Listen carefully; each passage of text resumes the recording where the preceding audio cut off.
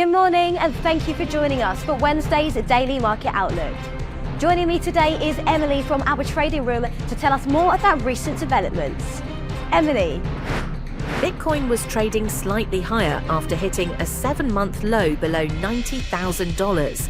The risk-sensitive cryptocurrency has lost all this year's gains and is now around 26% below a peak above $126,000 in October. Alphabet's Google launched the latest version of its artificial intelligence model, Gemini, emphasizing that the new capabilities will be immediately available in several profit-generating products, like its search engine. Oil prices settled higher after a choppy session as traders weighed the impact of Western sanctions on Russian oil flows, as well as US President Donald Trump saying his administration had started interviewing for the next Federal Reserve chair.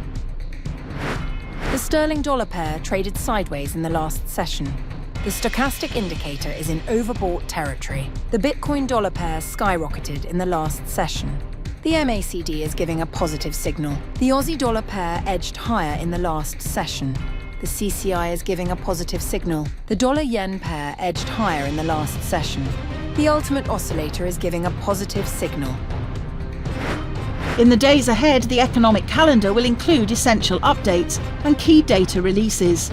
These high-impact events are expected to influence market behaviour and could lead to significant price movements. Understanding the importance of these releases is key for strategic planning. Whether outcomes meet, miss or exceed expectations, the market could respond in kind. We hope that you've enjoyed our Wednesday's Market Outlook. On behalf of us all here, we wish you a productive trading day. Be sure to log in tomorrow morning for the latest news and events from the financial markets.